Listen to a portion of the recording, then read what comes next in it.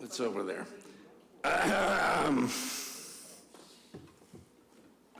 right, noting the time, in the presence of a quorum, I'll call the meeting of the Acton Finance Committee to order.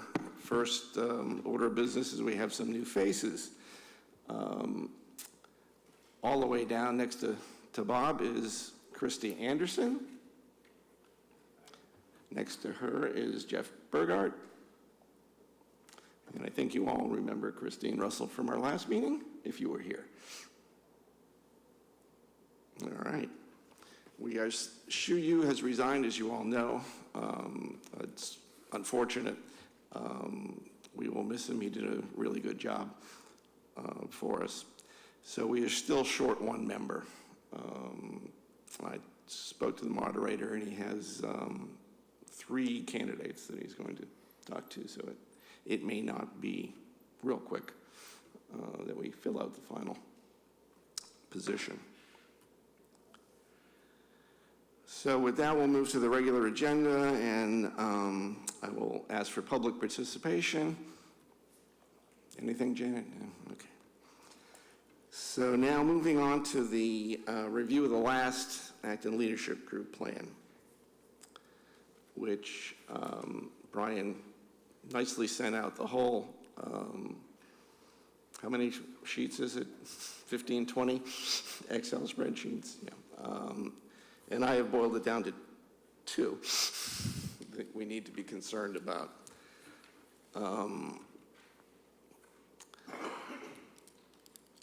This was essentially what was agreed to at the last town meeting between the Board of Selectmen, the Finance Committee, and the School Committee. I'm going to call your attention to fiscal 19 and fiscal 20, the projections. Although they are showing the use of $1.3 million in reserves in each of the years, they still result in a deficit in fiscal 19 of $2.2 million and in fiscal 20 of 4.3. Not entirely unusual for the out years of a 3-year plan to show a deficit, but fiscal 19 becomes a bit more problematic, and I'll get into that.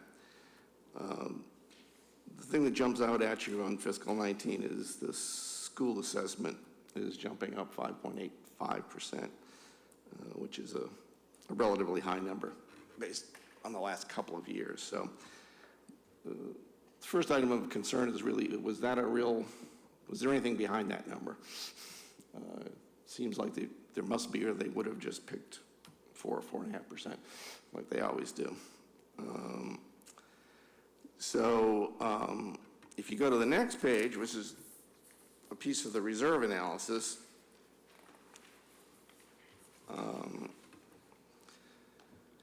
and if you move over to the next to last column from the right, we will start FY19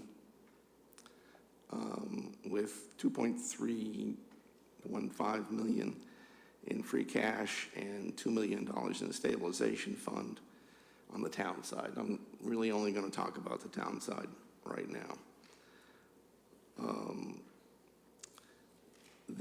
Again, the estimated use for fiscal 19 is $1.3 million, which was on that first page, and the estimated replenishment is $900,000. And what that means is, through a combination of either underspending the budgets or underestimating revenue, and for some reasons in the state accounting system, you almost always underestimate some revenue. We expect that we will get back $900,000 into reserves. So the net amount we're planning on is minus $400,000. However, if I can call your attention back to the first sheet, that does not account for the $2.2 million deficit. So now we haven't said where we're going to take the $2.2 million from, but I haven't heard anybody talk about a tax increase. So If it comes from reserves, then we go to the third sheet, which is just an analysis of what this plan looks like if you need to take your deficits out of reserves. And then on the right-hand side is the same analysis with more favorable turnbacks assumed. So looking at for FY18 use, we start with $6 million. For FY19, I'm sorry, that we should start in the middle tier, $4,315,000 available. We're planning to use 1.3. We have another 2.2 in a deficit, so the total use would be $3.5 million. The replenishment, $900,000.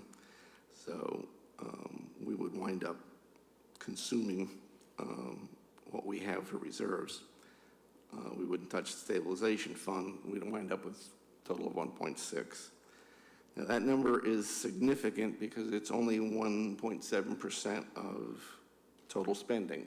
And this board last year recommended in reserve policy that we have no less than 3% of total spending in reserves pretty much at all times. And FY20 gets even further in the hole. If we assume more favorable turnbacks, instead of $900,000, $1.8 million a year, then we can dodge the bullet for FY19. We will come in roughly at 3.6% of spend, but we still have the problem coming up in FY20. Now, a couple things could shift this. We could start with more reserves in FY19. A couple of things may happen. One, the FY17 may come in better than projected. You want to give us an opinion on that, Brian, or you still got a couple weeks to go, right? We still got a couple of weeks to go, but I think right now we're anticipating about a 1% turn back in the operating budget. Have not even looked at the revenues yet exceeding our estimates, and we still have those statutory adjustments. So any deficits we have on the books, DOR hits our free cash calculation. So that's that third component. So we're still working the numbers. So for benefit of our new members, would you describe in 25 words or less what free cash is? Wow. All right, you can use 30 words. I'll start out like Steve Barrett. It's not free.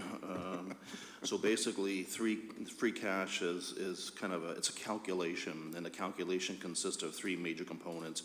One of it is what did you not spend on your budget? That's one of the components. So if the town had a $33 million operating budget and we spent 32.5, then that $500,000 goes to the free cash calculation. The other component would be any estimates greater than our estimates. So we anticipate in this ALG plan, they basically agree upon revenue projections and revenue estimates. If those revenue projections or estimates come in greater than what we had anticipated on the ALG plan, that flows to free cash. The third component is what I call the statutory adjustments. So State Department of Revenue comes out and we have to submit all sorts of documentation for our free cash calculation. If we run certain accounts into deficit, which we're legally allowed to do that, for instance, some grants. So if we have like the Bruce Freeman Rail Trail grant, we can legally run it into a deficit. DOR will hit our free cash calculation for that. So all these little statutory adjustments, and they make that decision. So all this rolls through the free cash calculations. They start with the years prior. They look at all basically the debits and the credits and come up with a new calculation. Questions? It was more than 25 words, but it was a pretty good explanation. So the things that could improve the situation, FY17 may turn back more money than we're planning on. There is about $1 million on the River Street purchase that came out of reserves, was appropriated at a special town meeting last year that potentially could be reimbursed from the Community Preservation Committee. It's out of sequence, so if that did happen, Brian, would that impact Would it be available in FY19? I don't think it's going to be available for 19. One of the things right now, and Janet may know a little bit more than I do on this, but I know with the 53 River Street, they want to master plan it. Frankly, when they brought the project forward last year, they didn't know how much of that property was going to be open space, how much affordable housing, and how much historic preservation, potentially the dam. So they want to master plan it to come up with those allocations. Maybe Roland, you know a little bit more. So they want to master plan it and determine what percent of that property would be allocated for open space, for affordable housing, and for historic preservation, and then whether there's enough funding or whether there's enough in their, I think, their fund balances to accommodate that. But frankly, right now, I don't know if they're going to master plan it in time, get it before the CPC, and have it done. I'm not sure, Steve. It's going to be a lot of work still, I think. Okay. Now, the one thing that could be working against us in FY19 is there's a scheduled special town meeting for December 4th to appropriate design funds for the school building project. And I really don't know what the source of the funds is proposed to be. Jason, do you have any insight on? No, I do not have any insight. I anticipate they're probably going to come and ask directly from the towns. I don't believe they have had a full discussion about whether they're going to try and pull some of it from school E&D or not. But as has not been publicly discussed, but as has been assumed, is it's going to come from both towns in the same proportion as the school assessment. Again, for the benefit of the new members, on that second sheet, there's a Acton portion of certified E&D, or excess and deficiency. It's the school's reserves. And for FY19, they currently have $2.6 million showing. The design funds, I've heard, could be $1 million to $1.5 million. So that if indeed they went that route, they would pretty much empty their reserve fund, which they have been trying to rebuild for several years now. If you want, I can make sure to ask tomorrow at the school building committee meeting. Okay, would you do that? Yes. Yes, Jeff? Just a quick question. How would the school committee's meeting right now, I guess, and they have potentially paying $200,000 salaries, where would that come from? It's not in the budget for this year. How does that work? The current superintendent's budget is already in, the current superintendent's salary is already in the budget. The question is, if they hire someone new, where are those funds going to come from? And one of the questions I believe we're all prepared to ask them when they sit in front of us, either on Budget Saturday or when they do the regular announcement, is what got cut. But Because that could impact their turn back then? Is that I would definitely expect that it could, because I think it's easier for them to say, we took it out of E&D than to say, we dropped these books or whatever, because they're also not going to admit that it was just padding. Or I would make the assumption that they're not going to admit that there's just padding. Okay, moving on. Yes, Dave? You may remind the school committee that Moody's put them on negative outlook for continuous use of reserves to plug budget gaps, so the school design funds would directly feed into that. That's true. What's Dave was pointing out that 2 years ago or last year, Moody's gave this AB bonds a negative outlook based on the fact that they kept pulling money out of reserves to fund operations. So they have been trying to rebuild their reserves and avoid doing that. In any event, ALG will be meeting on the 29th of this month. So among the things I want to try and pin down is, because one ALG cannot necessarily bind another. So the fact that we're looking at last year's plan doesn't mean it's this year's plan. However, in my experience, we almost always start with last year's set of numbers and work forward. So the first thing I want to know is how much work, how much effort went into those numbers. What's the quality of the 19 and 20 estimates? The second thing, if Jason doesn't find out what their intention is on design funds, then we'll ask the question at ALG. because we need to know that. So now I'll open it up to the committee. Where your representatives at ALG, is there anything you want brought up at the first meeting? Roland? I have a question, looking over the reserves, and this would be directed at Brian. So there's nothing left in the Neswick fund that's cleaned out? In which fund? Roland? Neswick? Neswick, no, that's depleted. So then I guess I assume next year when this comes out, that will be taken off the spreadsheets?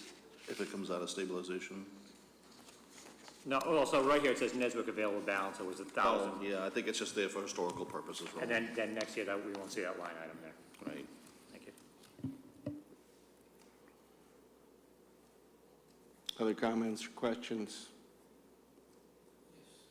Yeah, John?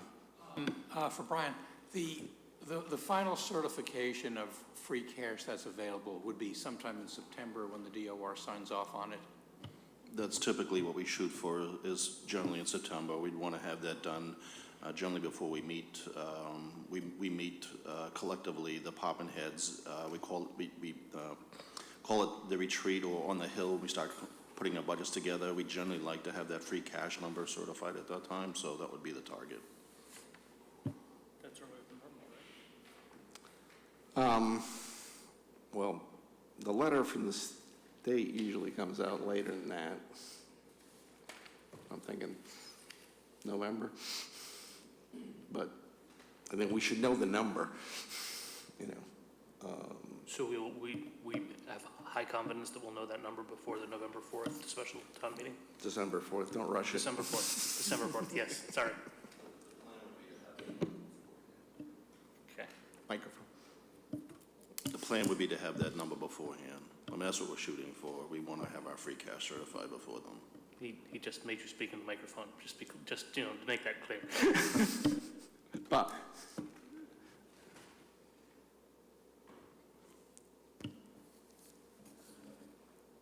when I look at FY19 and 20, the percentage increases on ABRS as well as your net positions, those numbers, I'm not sure are the same kinds of numbers that are susceptible to a large override for capital expenditures. And somewhere, assuming that the building committee gets to work with some degree of speed, that's about the time that you're going to be going out for that override for that purpose.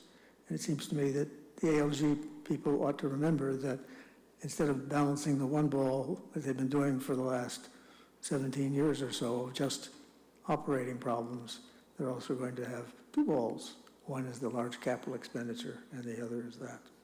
Just an observation that you, as the chair of our committee, might make in your own inimitable words. I was going to say something along those lines, Bob.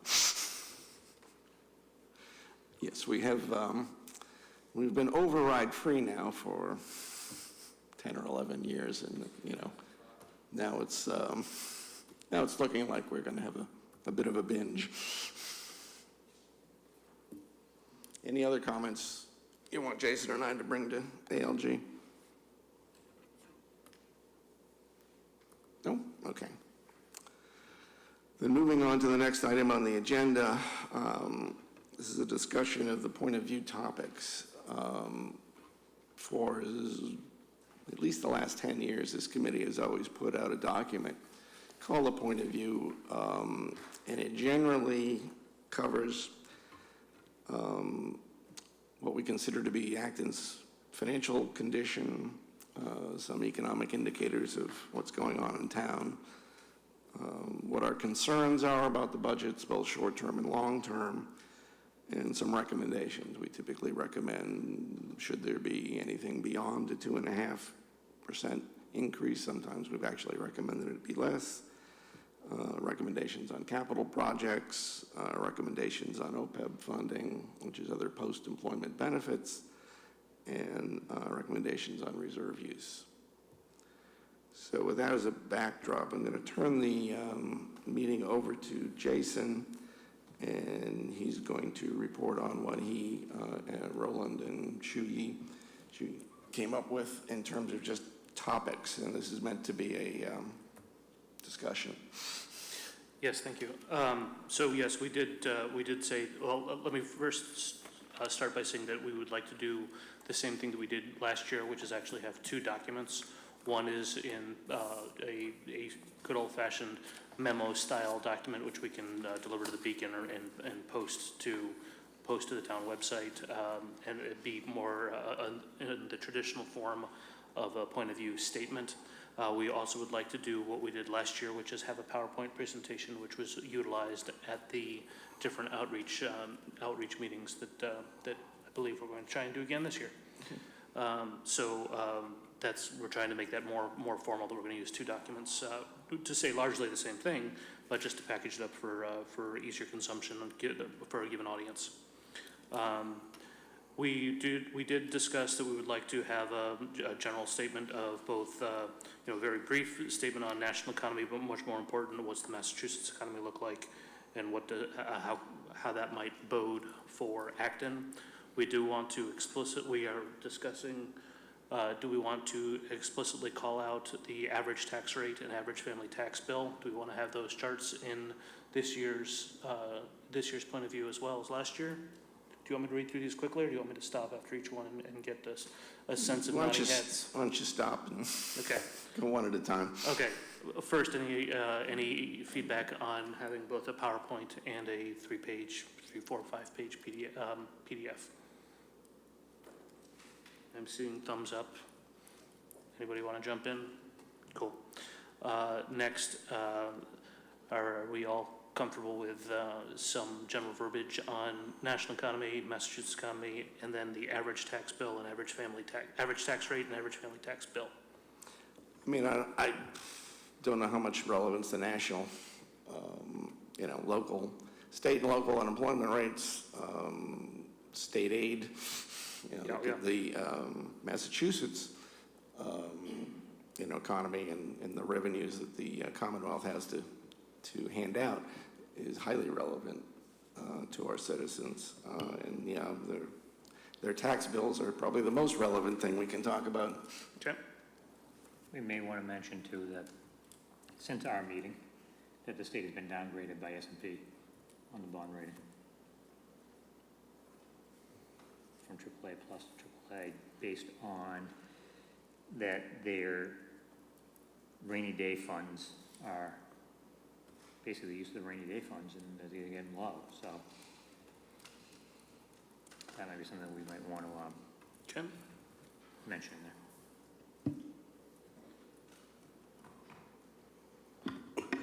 Yeah, Jason, I think it's important to sort of have a discussion of the state economy, because hopefully people realize either that we're better off or worse off than the rest of the state, or in the same boat. Like last year, the state's budget, the first half of the year looked terrific. Second half of the year, funds fell off the table, and they were at a loss to explain, the dip in the funding, which obviously has a direct impact to funding cities and towns. So we had some kind of insight to what's going on with their budgets, what they're planning, or what the impacts are. I think it would help explain our budget as well, where we're coming from. Jeff? Yeah. I'm a strong believer in key performance indicators, and I wonder if we have our own kind of KPIs that we can track over time. So that might be the example. One example would be the average tax rate for an average home, and show that number both in dollars and percentage growth. Because when you see the curve, it certainly gets people's attention. One other thing that popped into my mind was, how much do we give the state and how much does the state give us back?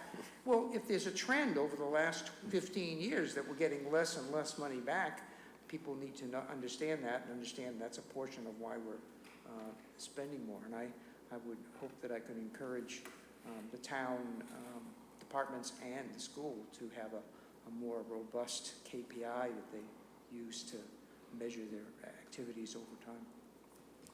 Yeah, last year we included I think 3 separate graphs. One was the growth in the average single tax bill.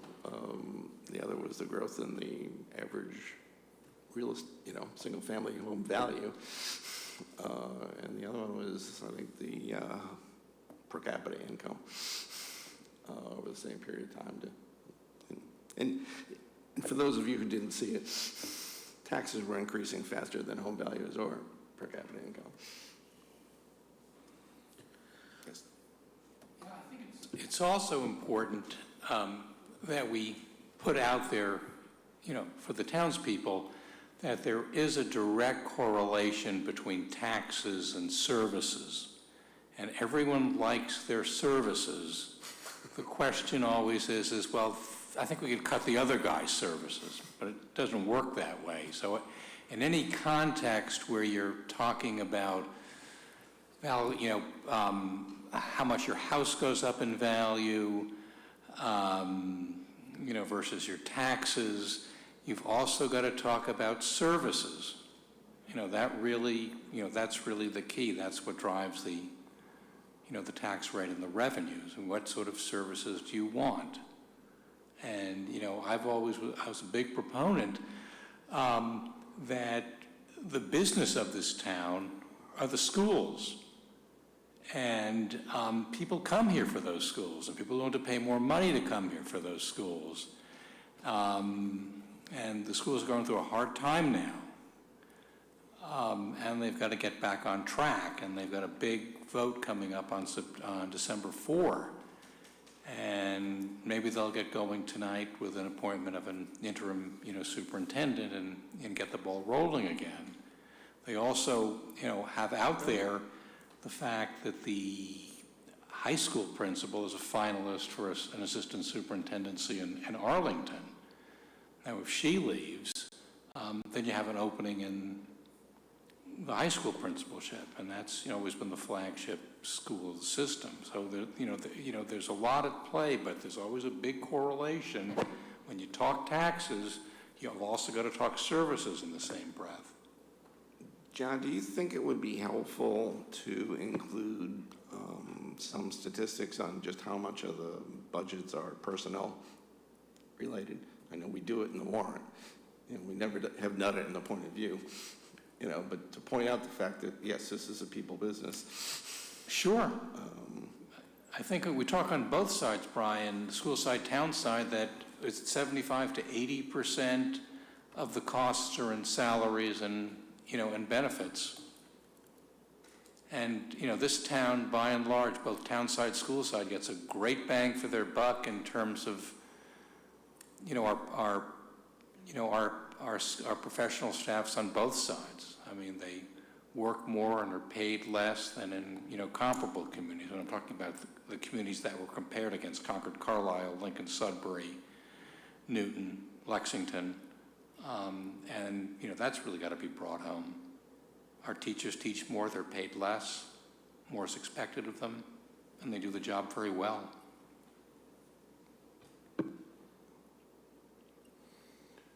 Okay, move on to your next topic. Okay, we're going to come back to the whole topic of the school building or any capital, because I got a couple lines in here on that one, but first I want to try and run through one that may or may not be relatively quick. Do we want to reiterate the reserve policy floor and ceiling that we mentioned last year? Do we want to change it, or do we want to keep it the same? I realize that reserve policy spent was a disproportionate amount of our speaking time last year, but wonder if we want to revisit it or if we want to just keep it consistent for at least for a couple of years. I'm getting a keep it consistent from Mike and from Dave. Yeah, well, we have some new members, but anybody who was on the committee last year would not want to go through that discussion yet again. I would point out that I think on the 3% of total spending, at least the town manager agrees on the lower limit. Okay. I don't think there's any agreement on the upper limit, but I'm beginning to think the upper limit is not something we need to be overly concerned about anymore. Okay, so we will bring that forward for another year. One of the things that we did want to talk about, notwithstanding your layout of the state of the reserves as they are now.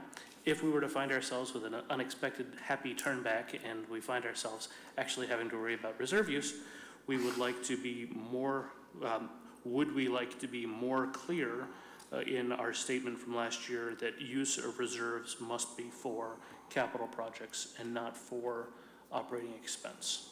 I feel like we did not properly stick to that or explain it last year. Do we wish to do so? Do we wish to reiterate it this year? We should reiterate it. I thought we did a relatively good job of stating it. I don't know that anybody paid attention to it. Let's blame us for not stating it, and let's try it again. Well, I think we would agree that the priority for use of reserves would be capital expenditures. But I don't think we could exclude it for, if there was an emergency, I have to see that's what a reserve fund is all about, sort of rainy day, things like that. But we could mention that on a prioritized level or basis, it would be capital, and then if there's a 0.2 or a 0.3, or go from there. That actually leads me right into the next point that we wanted to discuss, which is that we would like to solicit from both the town and the schools a ranked priority list of their top 5 or 10, we'll take feedback, 3, 5, 10, 20 projects, capital projects that they would like to address, so that we can sort of make sure that the reserve use is going towards legitimate capital projects and not things that should be considered, a truck wears out every 3 or 5 years. Some people call that capital. We'd like to make that clear that that is not the type of capital that we're discussing for this type of prioritized use of reserves. You had a question, Jeff? I'm assuming I'll become knowledgeable after I'm onboarded, but it seems to me that there's probably some very interesting interplay between bonded capital and cash capital, and that wonderful curve you showed that showed, the reduction of debt substantially going down. And the only, until I'm knowledgeable, I don't want to make any conclusions from that, but I was concerned that somebody might see that and say, wonderful, as that thing goes down, we can spend more on other things that may or may not be priorities. That will not be an issue after December 4th, in my humble opinion. That curve gets reset rather heavily if indeed we are able to move forward with either just a school project, or, as will probably be discussed or is being floated, some kind of blended joint capital project between the schools and the towns. Yes. Yeah, my feeling is whether you want to mention the prioritization or our preference is not terribly valuable, because they think, the ALG or the town themselves will just decide, that this is an emergency land purchase or whatever they need to have at that point. And so it kind of confuses the message a little bit in my opinion. And to that point is, I think when we sit back and think about our reserve use, is if we do put numbers around it like we've been doing, like if we say 3%, and then we have you can say, the budget for fiscal 18 and 17 was X, here's 3%, here's where we ended. It might be useful to have a table in there that just sort of shows that. And if you really want to punctuate the point, you could have it over 10 years and shows that 10% of the budget or whatever. And then people will get the message that, it's never even been close to 3%. Is that big of a worry? And then they can read that, the ALG plan for fiscal 19 has a 1.7% or whatever the numbers are.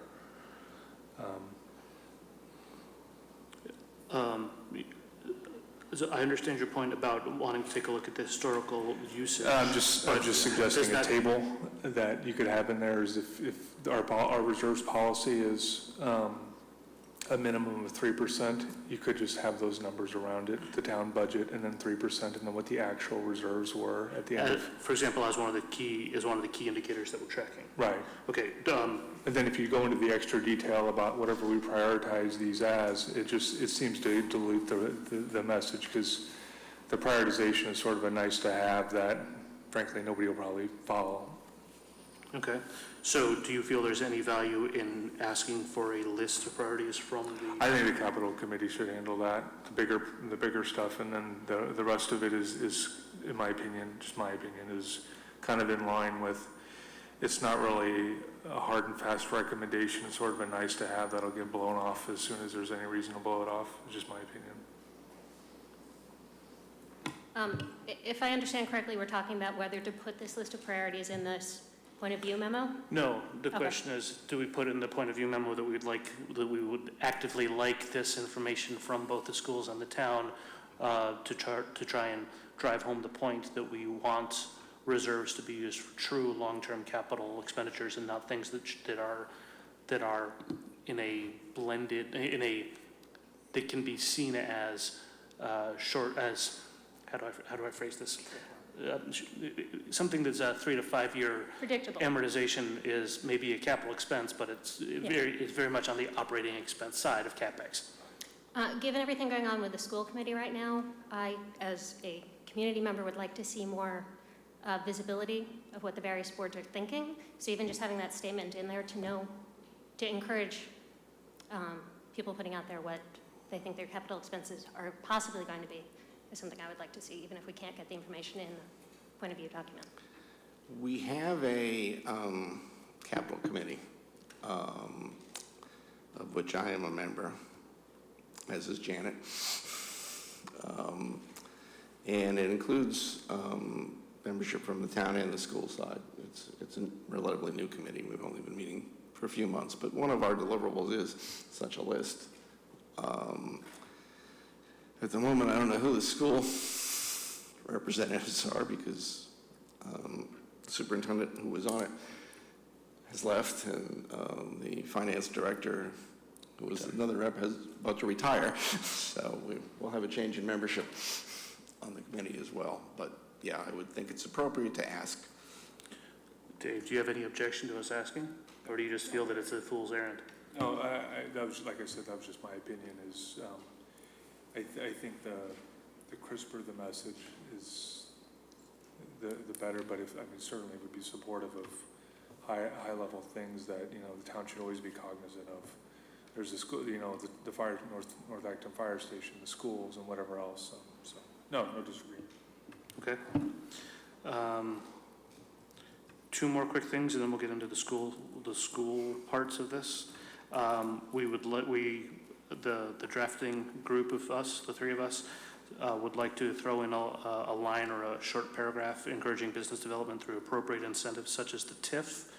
We wrangled over whether or not we wanted to proactively discourage special tax assessments versus special tax abatements versus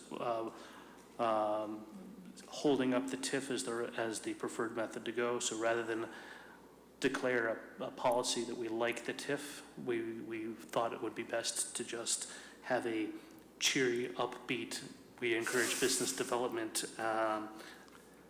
through appropriate incentives, so giving Selby some room to maneuver if he needs it, but holding up the TIF, explicitly stating the TIF to show that we much prefer that style of corporate aid.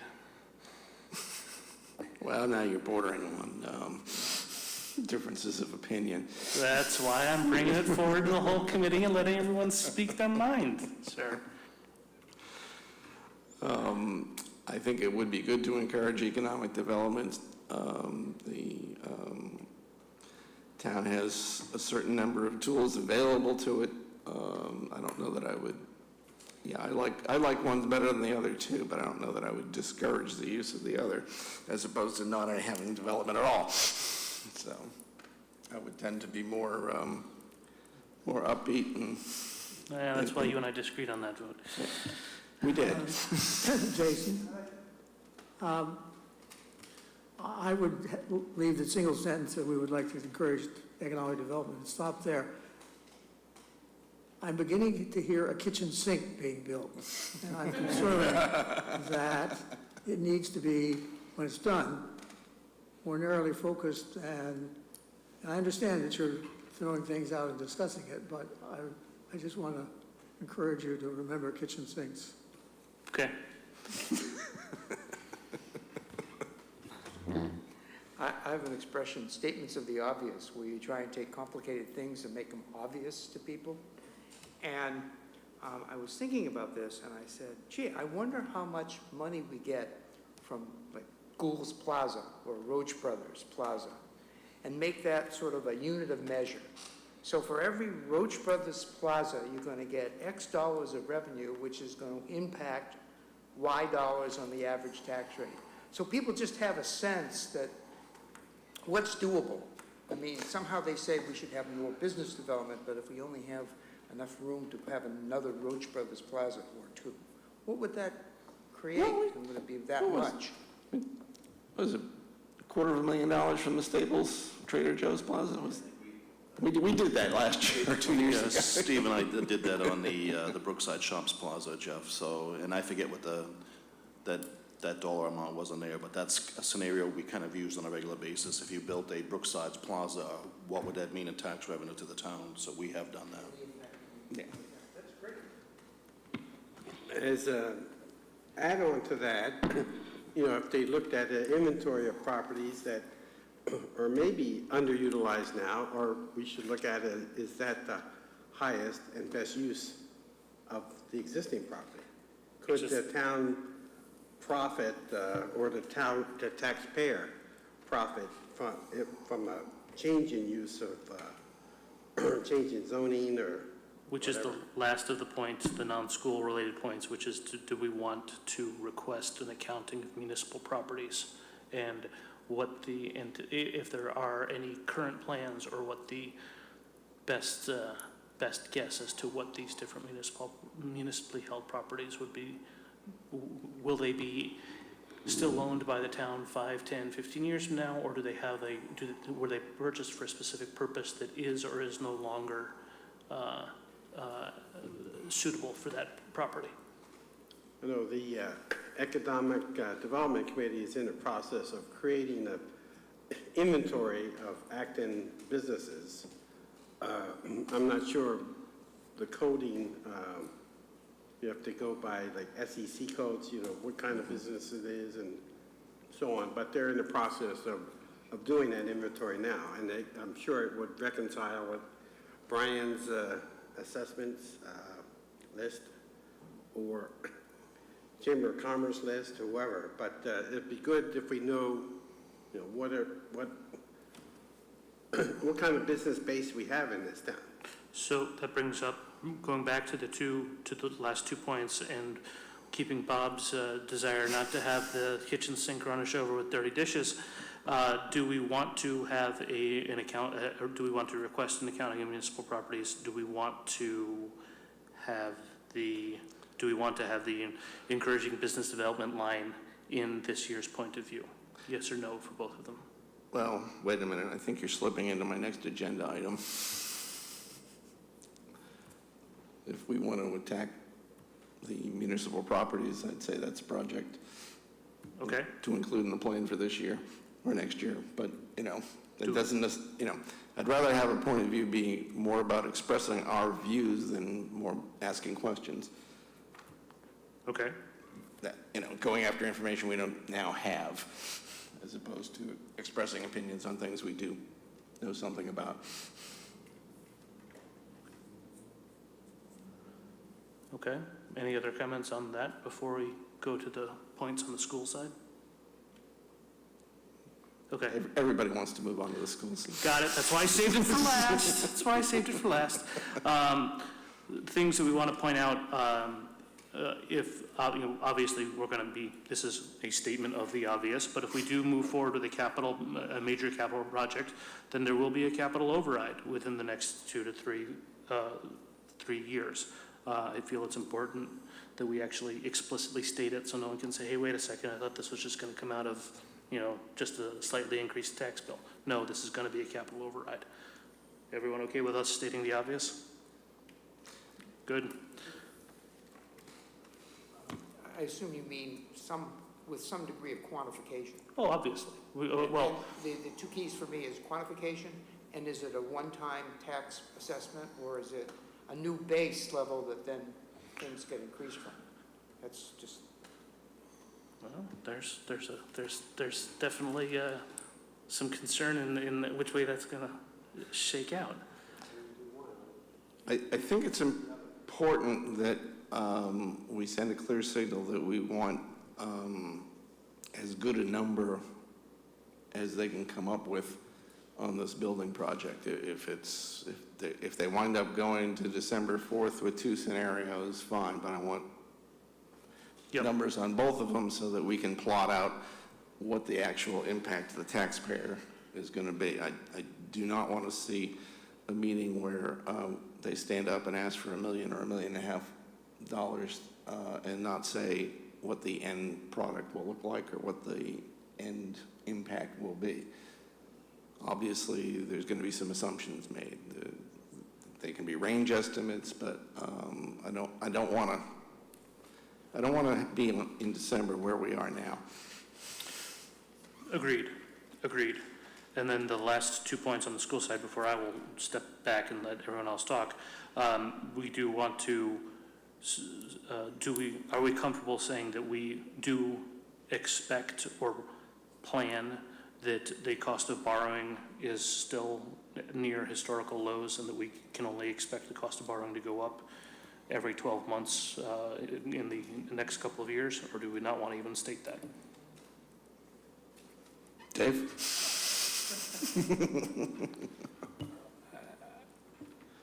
I wouldn't say that myself, but you could say something that something more ambiguous, like given the trajectory of interest rates, it's likely the cost of borrowing would be higher in the future. Okay. But I wouldn't stake a position on it. Just, that's as vague and meaningless as you can make it. Okay. And then I guess the point is then, is it worth even mentioning at all? Yeah. That's what I'm asking. That's what I'm asking the committee. Should we mention it or not? I would. I got one no. Anyone else? I would mention it. I don't think people in general think a lot about these things, and it is significant given the volume of, the size of the numbers we're talking about. Even a small change in interest rates could have a big impact. Anyone else want to weigh in on that one? If not, you'll see my draft language, and we can argue about it then too. Okay. And then the last thing, and this might be contentious, we have received our base reimbursement rate from the MSBA at 45%. We will get the design funding will be reimbursed at that 45% rate.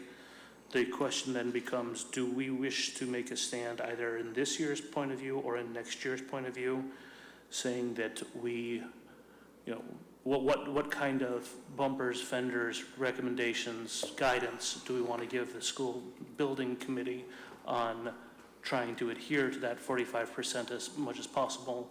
Do we want to say something like we want it to be under extreme need? Do you override the MSBA recommendations to a deleterious effect to your reimbursement rate? Go ahead. I know you've got the most experience with the school building MSBA in the last couple of years. well, I just want to, Mike, if you could explain what MSBA means and how it works for the new members. it's the Massachusetts School Board Building authority. Building Authority. Generally, they have a fund, a big pot of money, a big pie, and they are a funding authority for school construction. I don't believe they handle renovations. I think it's only for new construction. And that 45% that Jason is talking about, I think is based on, how big their pie is at any given time, and then how many projects are in that pipeline. We have like one, or the Acton Boxborough project would be a piece of the pie. You know, how big a piece of the pie, it's determined, you know, how many other schools have a prioritized list. Not just how big the pie is, but the actual, the demographics and need of the town is also taken into account Right. when they do that. So Chelsea just built a school and their base rate was 65%. Right. So, you know, rule of thumb, I think the wealthier the community is, probably the lower your reimbursement rate would be. And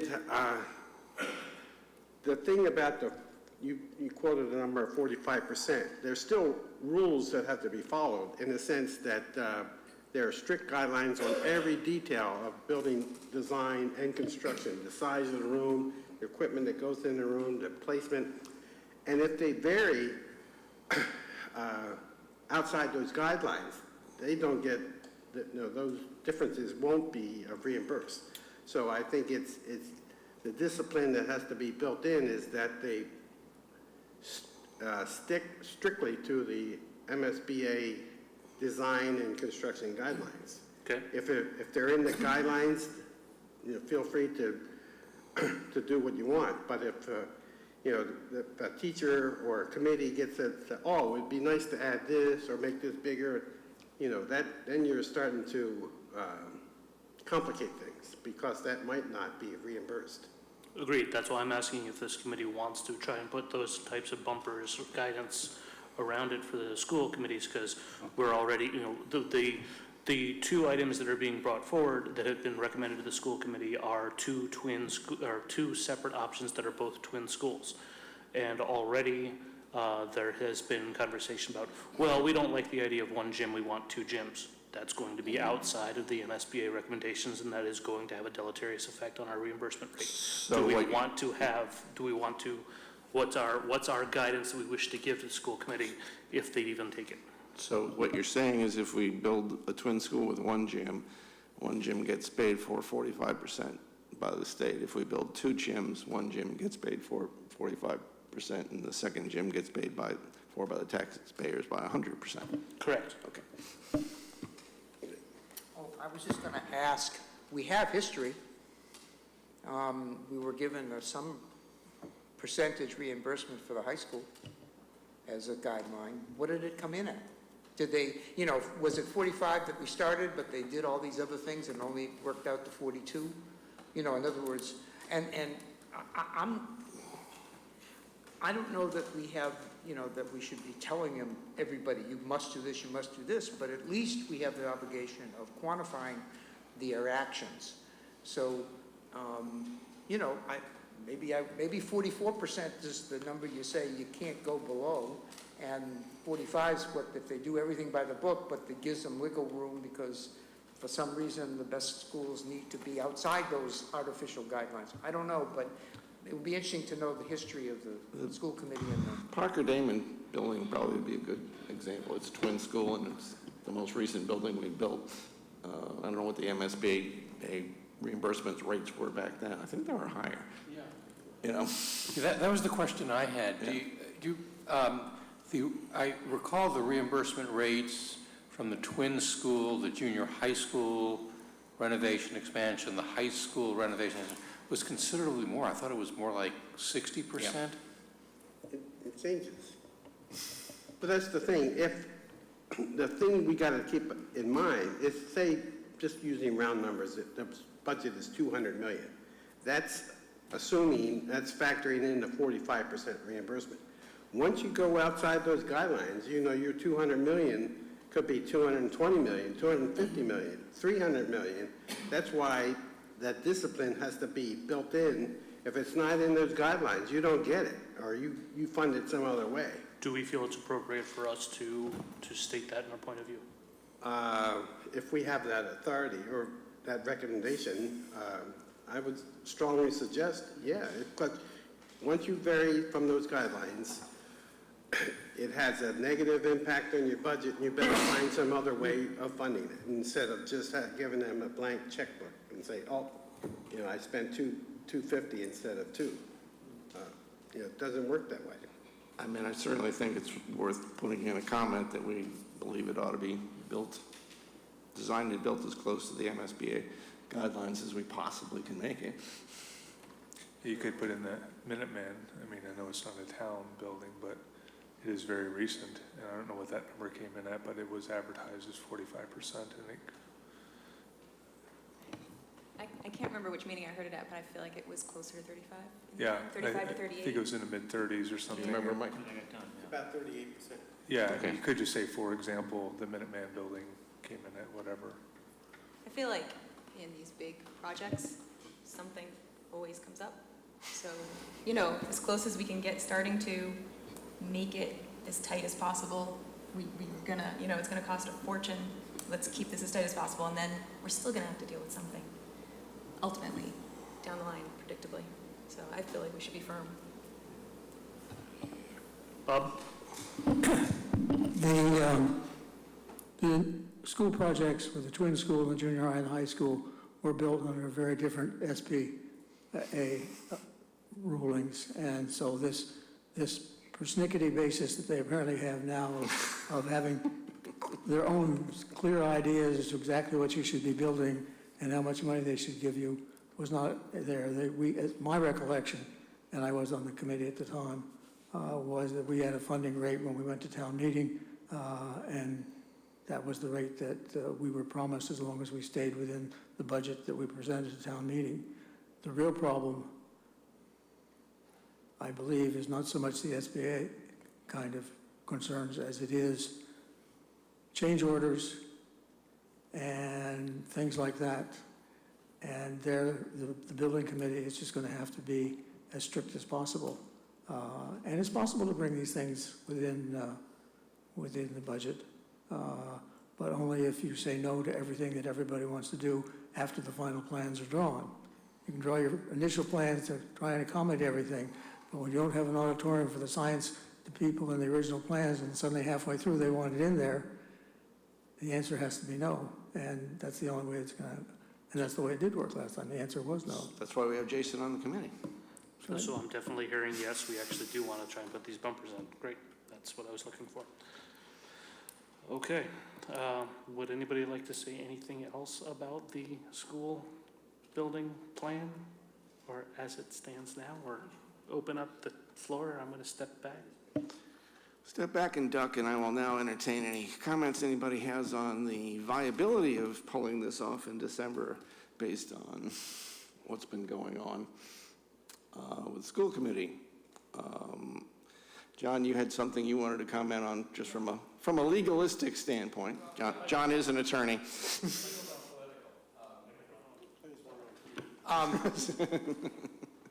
I don't know.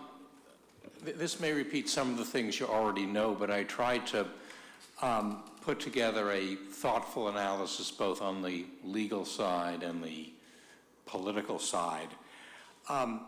Dr. Brand was, when he came here, he was hired in early 14, and his contract ran from July 1 of 14 to June 30 of 17. And his contract provided that should the school committee decide not to extend the contract, they will provide written notification to the superintendent by July 1, 2016. That was a year ago. And on June 30th of 2016, they signed what they call, I think, Addendum 3 to the contract, which gave him an additional year through June 30, 2018, and that's important. That's where the $190,000 that everybody's talking about comes from. And then it was kind of not a terribly well-written provision here, but it also provided that by October 15th, 2017, if the committee has not provided notice of a non-renewal of his contract, then the contract would be extended for another year. So the balance the school committee had to deal with is they were up against a October 15th, 2017 date, whether they were going to continue with him or not continue with him. And that date was just about 2 months before the special town meeting. So it appears that they moved that discussion date and decision date up until this spring. So, the obvious question that, we have is, when they extended him another year on July 1, 2017, 16, what happened between that date and the spring of 2017 that caused them to part ways with him, essentially, dismiss him? One thing they did say, that it was not anything, of a conduct issue, a moral turpitude type issue. The word that I took out of the announcement that came down early in the morning to the school committee on May 18 was in a joint announcement, they parted company over philosophical, whatever that means, and operational differences. And operational seemed to be the, the key word. From my own assessment, the school's front office or central office is really thinly staffed. Those people really work hard and do a lot of work, and a lot of what they do is compliance work that's come down from the federal and state government over the last 5 or 10 years. Issue may have been that he didn't carry his share of the weight. He spent a lot of time out in the community, particularly on the elementary level, where he built up a very strong base of support, which certainly has come out in the last couple of weeks. But whether there was conflicts internally between the other central office members and him as to, hey, you're not carrying your share of the weight, you should be here doing the stuff, decisions aren't being made, there's too much discussion, and we're not coming to a resolution. So they had 2 executive sessions on April 26th and May 2. One was 6 hours, one was 4 hours. Lawyers for both Glenn Brand and the school committee were present, and that's where they hammered out what they call their separation agreement, which I don't think has been, I think they're voting on, they're formally ratifying that publicly tonight, and that will be, that will be made public. But that's a lot of time, and it must have been a very hard and emotional discussion for both sides. I thought the meeting that special meeting they called on May 24, was just a disaster. If they're going to have a meeting, they've got to be prepared to answer questions as to what happened and not be put off when they're dodging answers and people are hissing and cheering when people are asking very fair and appropriate questions. They claim that the separation agreement they signed had this so-called no disparagement clause where they couldn't say things about each other. And certainly Brandt has, a lot at stake in it because he's got to look for another job, and the next employer is going to ask, well, what happened at AB? And they're certainly going to come here and ask school committee members and central office people, where did this thing, go off the tracks? So they could have negotiated into the separation agreement some sort of acceptable cross language as to, what went wrong. Where did it go off the track? Where was it irreconcilable? And it's hard, but the school committee, is taking, a lot of heat. And where we are now in this thing is they're going to be coming to a special town meeting on December 4 looking for design funds. And, what kind of confidence is the general community going to have? Are we going to give you $1 million and are you really going to see this project through? Or, what are we looking at? So I think tonight they have on a possible agenda item of voting in Marie Altieri, who I think is excellent, as either an acting or interim superintendent. As I pointed out earlier, they may have a high school vacancy to fill. And one thing I want you people to think about are, the people are hammering away, we need a nationwide search and come up with the absolute, perfect person, and we'll have a search committee and hire consultants who will decide that perfect individual to be our next superintendent, who really doesn't exist. But the availability of good superintendent candidates is pretty thin. And in part, if you go back to the early 90s, there was this birth dearth where school populations went down. Not only weren't schools hiring new teachers, they were letting go, I guess we call it reduction in force, and it was mostly young teachers. Those young teachers would now be in their late 40s, early 50s. They'd be the next generation of administrators. When we hired Steve Mills, I think that was about, 2010 or so, or 9, 8, there were 47 superintendent vacancies in the Commonwealth that year. He was one of the top hotly sought-after superintendent candidates in Eastern Massachusetts. He was a deputy superintendent in Worcester. He and another fellow, I think a fellow from Wilmington, competed for the Framingham job. The Wilmington fellow got it. Mills came here. The fellow Mills beat out here, who was another one of the 4, wound up down the Cape. Belmont was in the hunt. They hired a fellow from Maine. He came down, didn't last the 3-year term that he was hired for. The fellow in Framingham wasn't rehired. So it's a damn tough job. So there's not that much stuff out there, and you're not going to get somebody from Newton or Lexington who's going to want to take a pay cut to come here.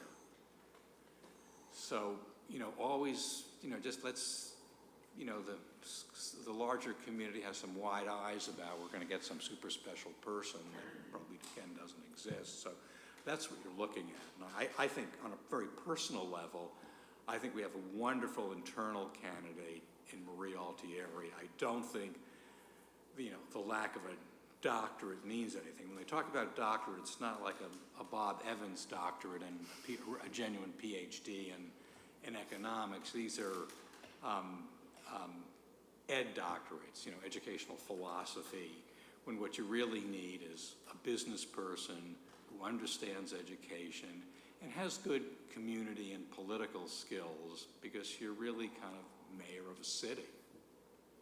So I hope that's helpful in terms of, I think, what's happened, why we are where we are. And, there's a real need for the school committee they need a real shot in the arm, but it's got to come from them. They've got to get their act together. Get an interim on there and move forward and be ready to restore some credibility. Thank you, John. Christine, you've been observing the school committee for us for... I have. So it's important to note that on the May 30th school committee meeting, they read into record Marie Altieri's letter to them stating that she did not want to be considered for the interim superintendent position. My sense is that the distrust in the town brought up at the first school committee meeting. The people got up and spoke about not wanting the interim candidate to be available for the permanent position. Some of that seems to be because they worry that that gives that person inside track, and it reduces the number of candidates that we will attract to the job search. And some of it is the distrust of the school committee and the sense from some of these people that the Glenn Brand situation was something to get Marie Altieri into the position.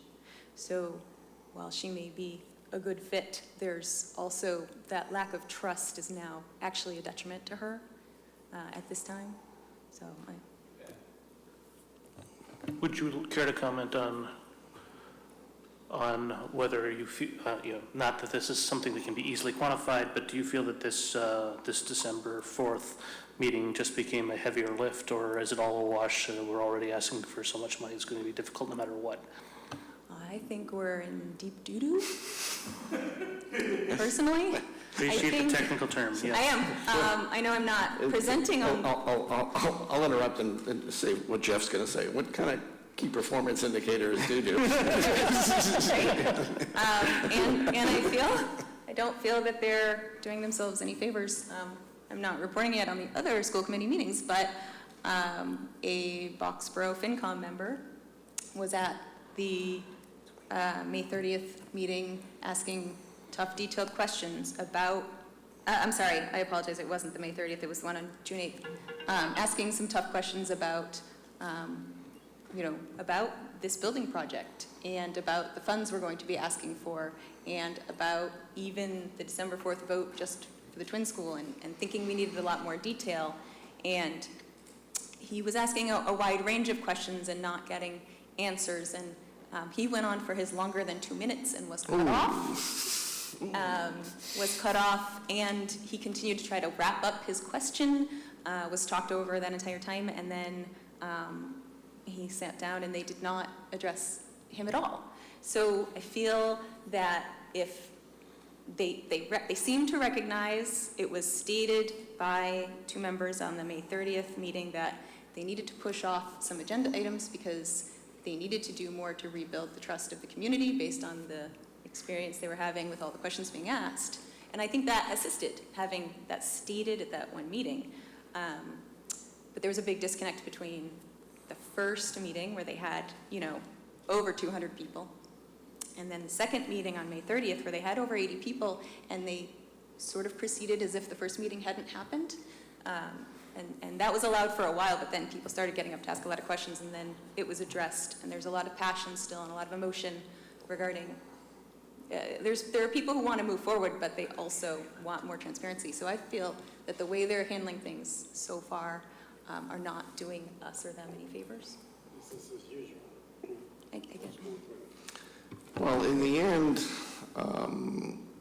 whenever we get up in front of the citizens at town meeting, whether it's the Board of Selectmen, the school committee, or the FinCom, we're asking for their trust.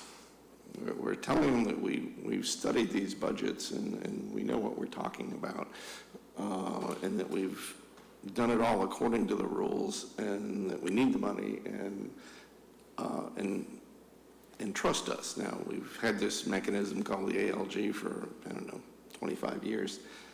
And it works well in that regard because most of the low blows and stuff is conducted at the ALG meetings, and when we get in front of the town meeting, we've worked out our differences, and we can say, trust us, because we actually all do support this plan. The issue with December 4th is that it's going to be very difficult for any school committee member to get up there and say, trust me, trust us. Not that they are trustworthy individuals. I know them, but they've put themselves in a position where, people feel they're not being told the whole story. Actually, they're not being told the whole story. I don't know what the story is. So that makes the design thing difficult.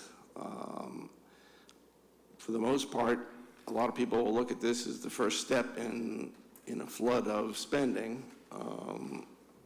And then when you actually get to a spending plan, when you get to the override issue, it's not just a town meeting vote now, it's a ballot vote.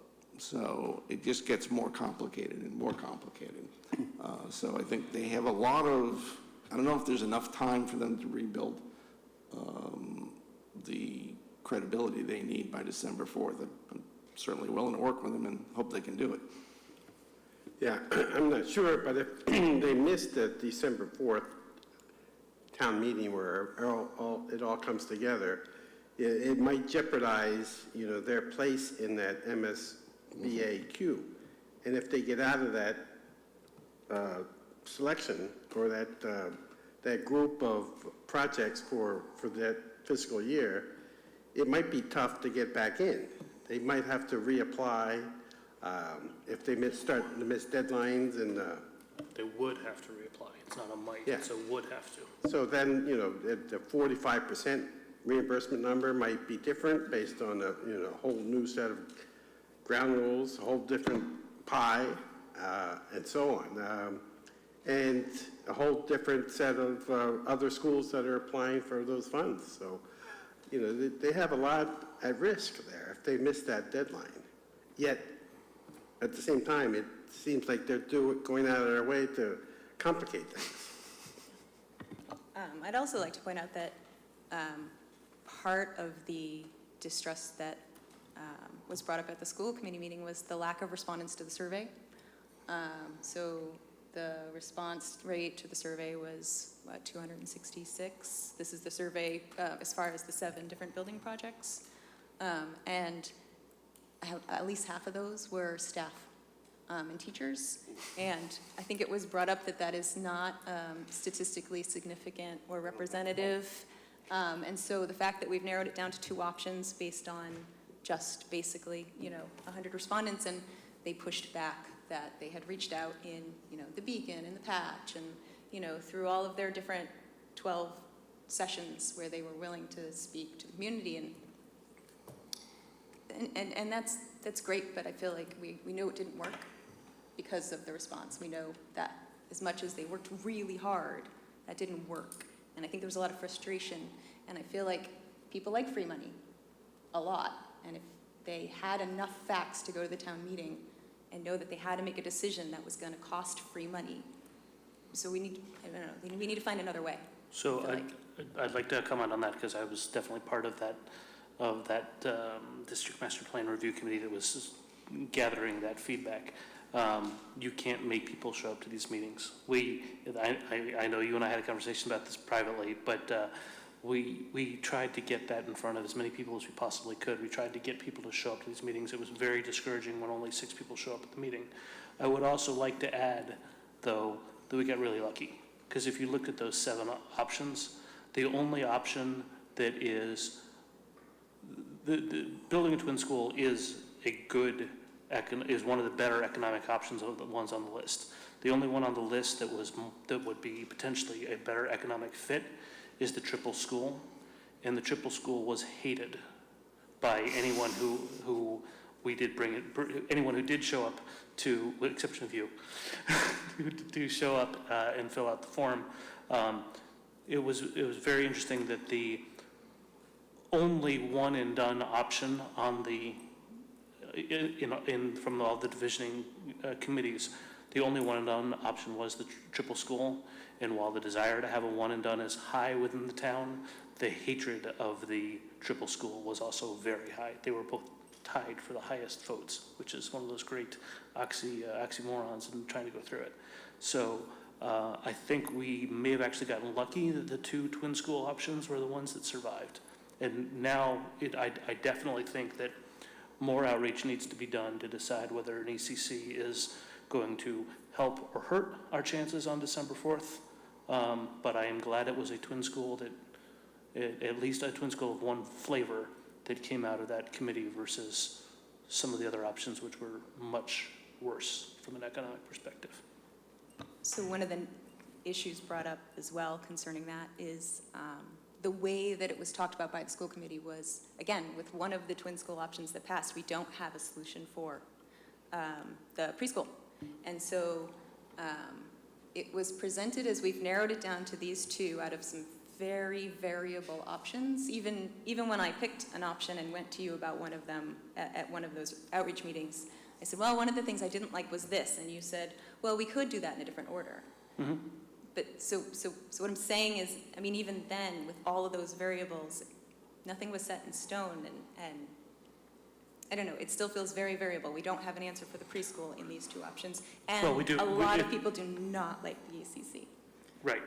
There is, in the last finance committee meeting, I did do the presentation on the 7 options, and I did say that the option M, which is 6, when it got rejiggered, is what I, rather than calling it a triple school, I call it a 2.1 or a 2.25 school, which is to bring in the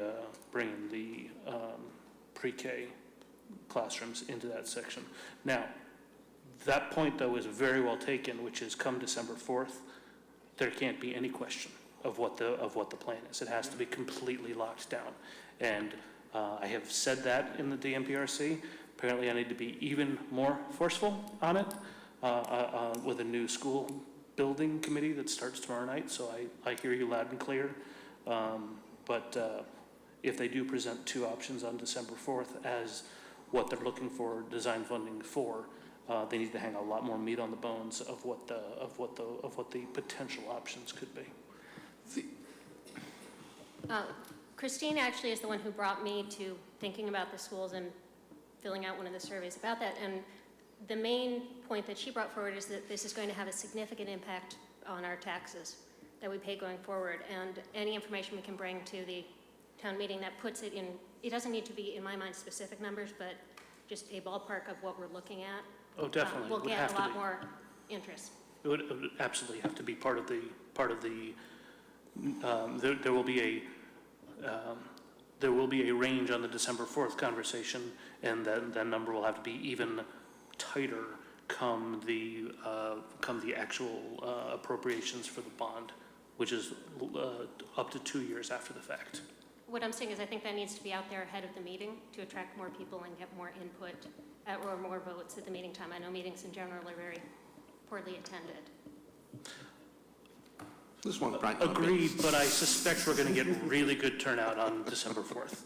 I'm betting we're going to blow away our 450 attendee number from the last two annual town meetings.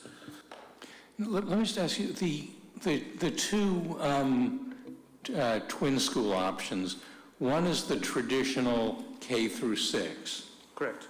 And then the other is? So the one option that's the traditional K to 6 is going to be amended to being traditional K to 6 with 6 to 8 classrooms for pre-K as part of the school. The other option is twin school, where one school is 1 through 6, and the other school is the classrooms for pre-K pulled out of the administration building and Blanchard, as well as pulling out kindergarten from all of the existing elementary schools and putting all pre-K and K into that half of the building, or to that school within a school within a building. That is the early childhood center option. What is the public sense on that? It was not definitive in the 266 numbers, but to a very valid point, 266 is a shockingly low number of respondents in the combined town of 35,000 or so. So you can get a breakout on exactly who voted which way? No, I want to know but- what was the sense to the option So- 2, which is So the teachers and educators who filled out the survey really liked the ECC, and the public was something like 30% support. Marie Altieri is pushing hard for the ECC. I don't think it's a hot idea, but I don't think Boxborough is going to like it. There's actually one of the things that was raised by the Boxborough representative to the DMPRC is that it's incredibly dangerous to do, that she felt that there was some risk to doing this. Since I'm putting words in her mouth, I need to be careful. She felt that there was some risk to doing this because there would be no kindergarten in Boxborough. And she felt that that could be politically difficult to sell to Boxborough. just keep it simple. All right, anybody else want to weigh in on the sad state of the school committee, or can we move on here? You've had enough? I got plenty of new members that I can assign that task to, Ro. As far as plans for the upcoming year, obviously we have our work cut out for us between now and December 4th. One thing that we have been talking about for the better part of a year but never have been able to pull off is a joint meeting with the Boxborough FinCom. And do we think, in the preparation for the special town meeting on December 4th, it would be a good idea to sit with them and exchange views, at least on that issue? Yes. Yes. Okay. I'll get to work on that.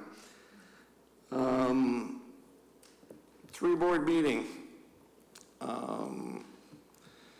Past few years, we've had joint meetings with the school committee and the board of selectmen. They have sometimes been working meetings. I think the last one was more social. I didn't go. Had a conflict. Well, not that. I'm not antisocial. I really did have a conflict. I wasn't there, guys. You can think I was. For any of you who were there, is that worth doing again? Yeah, I think it's, especially this year, where so much is going on, where it's going to require cooperation from the three boards, and in the sense of, building communication links and just understanding of who the personalities are, see who, attaching a face to a name, get to meet them on a sort of a pressure-free social basis. I think it could make a difference just through moving forward, from there. Just know who's on your team. We're all fighting for Acton, and let's just get to know who the players are. Okay. Bob? Let me offer my antisocial view. A meeting without a specific purpose, which is to be accomplished by meeting, is a waste of time.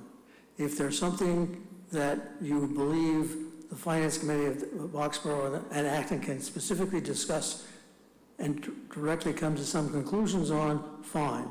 But these generalized kinds of meetings, I don't think have produced any useful output.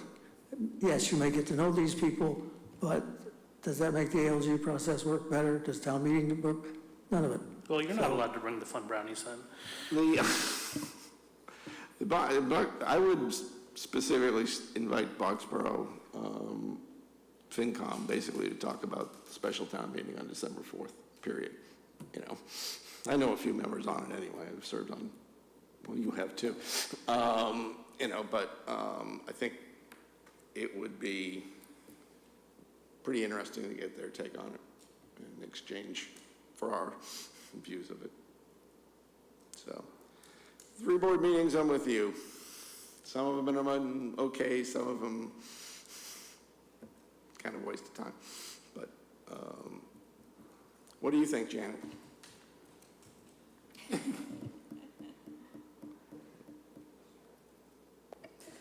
I think that the one we did most recently, I didn't much care for. There was a lot of good food, but I think that was when we had a facilitator, and she kind of lost control. There was a theme we were supposed to be doing, and some of us were doing it, and other people just got really engaged in talking about funny stories from their respective pasts, and didn't do what, anyhow. So it just sort of fell apart, and she didn't really pull it together. So, I mean, I've been at 3 board meetings where we had sort of hypothetical situations that were very close to what we actually end up dealing with, where there's some very difficult issue, and you have to have the boards come together on it. And I think we talked about, it might have been involved talking about reserves use or something like that, but it was a real life kind of a situation that we deal with. And I thought that that was actually more helpful. And it also gives you an opportunity to interact with a lot of people, because I think we mixed up the groups and then came back into the big circle and shared what we had discovered or found or concluded or whatever. So I think it is better if you have an exercise that is not heavy lifting, but something other than just eating. So. Thank you. All right. So, to your committee too, any ideas for things we should attempt to do this year? I would like a full accounting of the municipal properties and what they intend on doing with it. Okay. You mean the vacant lot study or whatever you Yeah. call it? Roland? I believe there's a public forum coming up with ACHC about property on Main Street, and I believe that's the Walker property for the 40B project. Is that, do I have the correct property? That's Mike. Mike's our representative on the, So is that going to be for the whole property from where Kennedy's is and the other part of it? In other words, because it's kind of separated a little bit because there's a little bit of woods in between it. It's, What's the surrounding areas? I'm just kind of curious because, the whole property. There are some conceptual plans that we will be addressing at the public forum on the 28th, and they're basically two distinct lots.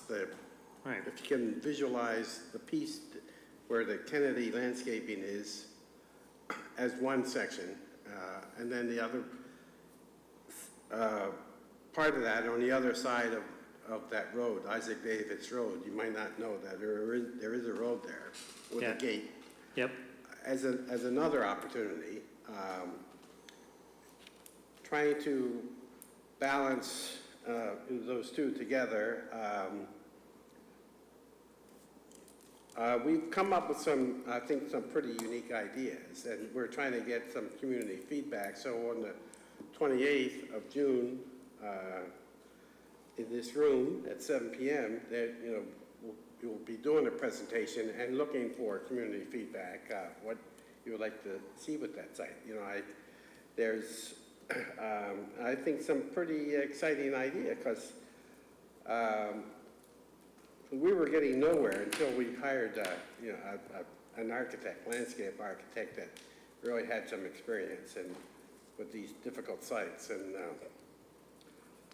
unless you want the standard convenience store and a bank, you better speak up. Because we could get, if the issue is just getting their money back from what we paid for the Walker site, we can do that. But we're looking at it, the committee's looking at it as really as a gateway site to Acton. It's a unique opportunity to put something unique there. That is a statement, and but it's getting all the voices heard, and everyone has input. So that's why the public forum on the 28th would be very, very important to get that feedback, and it does cover the whole site. If that property was sold, would that be helpful closing the FY19 budget Yes. deficit? do So- we know what the value of that property is at this point? Less than 1.8 million. I'll tell you that. Well, I think we paid, what, 1.1? We don't all agree on all issues, so. We paid 1.8, but Do you have a number in mind as to what you would consider adequate feedback? 266 is not considered adequate. No, I think the feedback we're looking for is the highest and best use for that site. Okay. If everyone that was represented on the committees, it would be solar-powered, subsidized housing with a part museum and part dog park? farmer's market and To the skate park and back. and dog park. So Perfect. What's your sense of the best outcome? well, like the appraisers, we'll present the worst case scenario. Well, I won't say the worst case scenario. The scenario that the appraiser gave, which was his view of the highest and best use of land, which was like 6 building sites, so 6 6 houses. 6 houses is one solution, and that's like a baseline. And, I don't think that's what we want.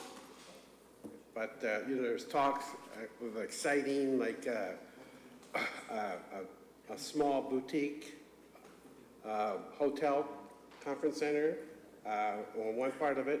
Another part would be maybe some residential, would be rental housing, or actually some retail that would be like farmer's market or a restaurant, things of that nature. Some of what you see that goes on from our weekly farmer's market could be maybe something more permanent, something unique along those lines. Always taking into account the difficult traffic crossing there? Correct. Well, crossing from where? Well, if you're going towards East Acton and you're taking a left-hand turn and crossing. Well, all those issues will be addressed. Other ideas for projects? I heard Jeff mention key performance indicators. Is that a project we want to, we actually had some a few years ago. I think there was something of an attempt to resurrect them late last year. Maybe that's something we should take another look at. Yeah, I think it's along the lines of how we present our message at town meeting. Right. If we had some standard KPIs, standard performance indicators that really said, well, this is how we're doing. Good, bad, neutral, things of those. Okay. I guess the issue was just identifying what those KPIs are. We have some historic information because the town finance department used to lead off the budget book with about 10 pages of KPIs. It might not be the right ones that we want to see now, but they had some. All right, any other idea? This is an exclusive to this meeting. You can come up with an idea next time. Yes, Roland?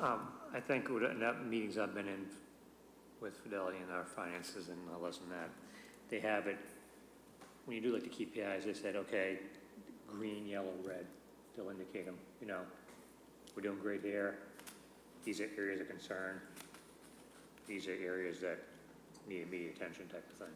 You're going to make it real simple, huh? It's just green, it's red, it's yellow, and you just it's just quick visual. You don't have to muddy the waters too much, Okay. that type of thing. On the KPIs, and then whatever we choose they are.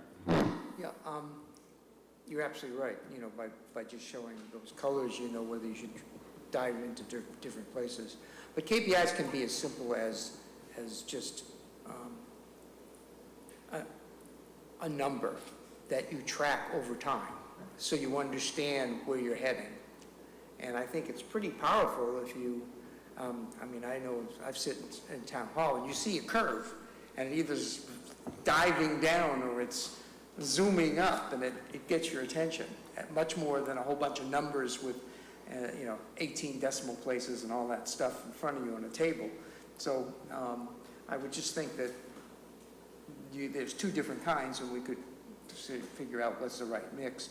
KPIs that are red, green, and yellow tend to be more what the town manager would want to kind of measure internally, what kind of like overtime or things of that nature. But I'm suggesting that there's some good ones that could be integrated into our budgeting process, because I don't know that, and again, it's not from being attending town meetings, I don't get the feeling that we do zero-based budgeting.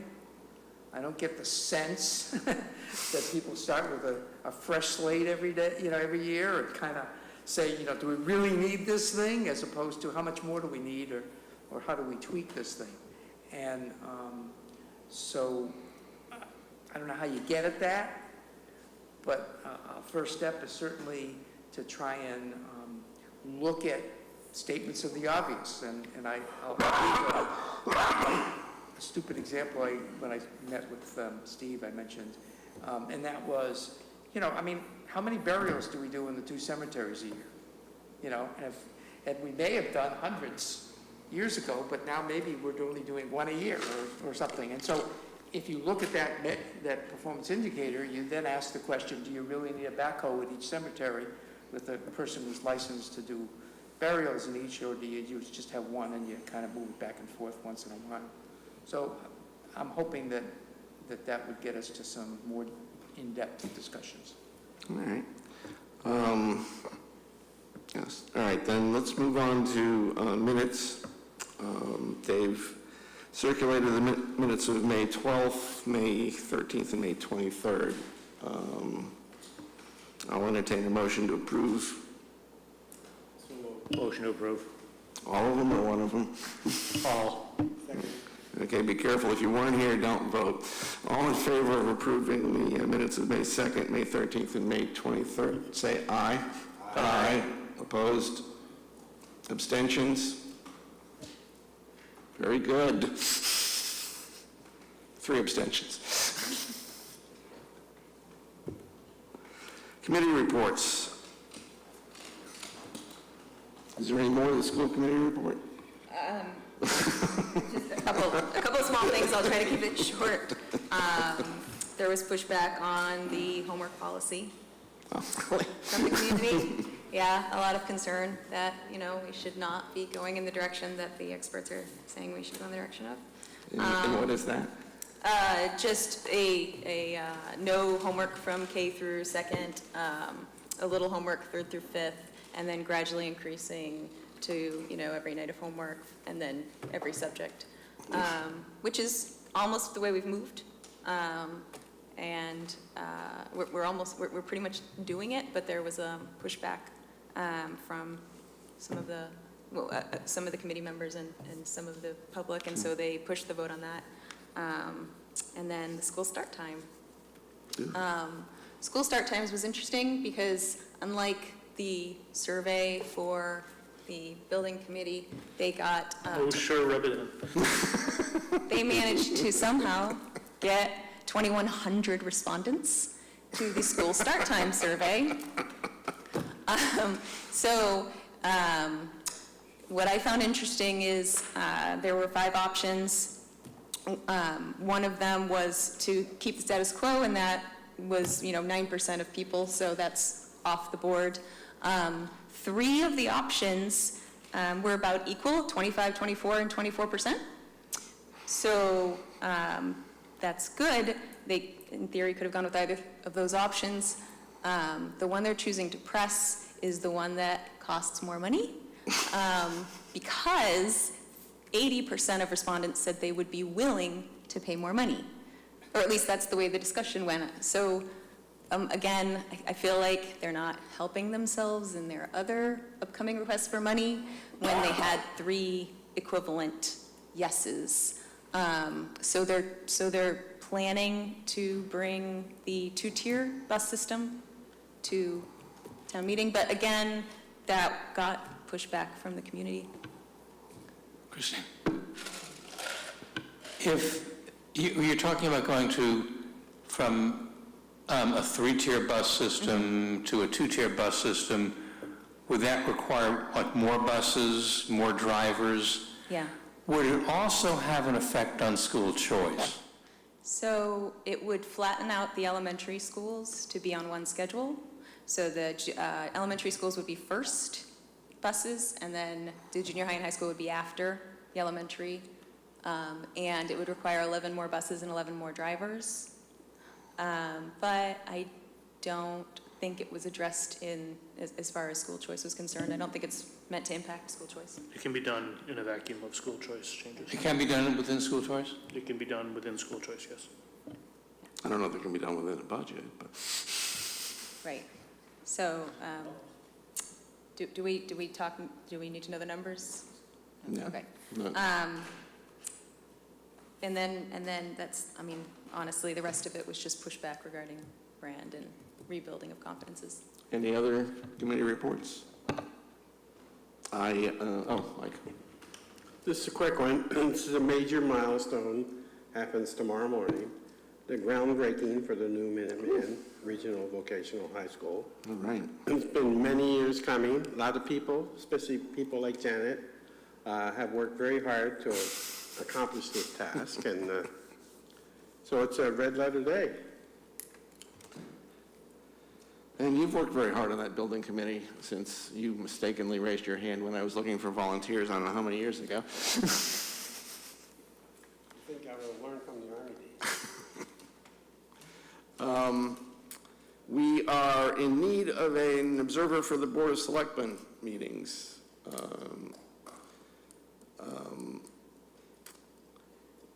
It's not the easiest job.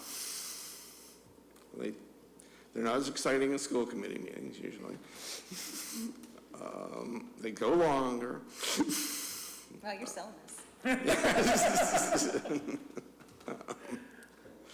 And sure, you did a wonderful job for the past couple of years. But come on, Janet, get up there and make a pitch for somebody to come up. I didn't have to go to my own meetings, I wouldn't go to my own meetings, so I wouldn't watch them on TV or anything. No, I actually, when I have free night, if I'm watching a meeting on TV, it's a school committee meeting, so. Yeah. And I used to watch, I think, the FinCom meetings too, before I became the liaison. Now I have to watch see us in them. person, yeah. Yeah. Should just give them all a break and let people secretly volunteer or hesitantly volunteer behind the scenes. I will accept 2 volunteers. You can split the duties if you want. That may be more palatable. Anyway, if you're And interested, you are allowed to watch them on TV, you don't have to show up here for it. you're allowed to watch them on TV. You are not allowed to drink while you watch them. That's on the honor roll. There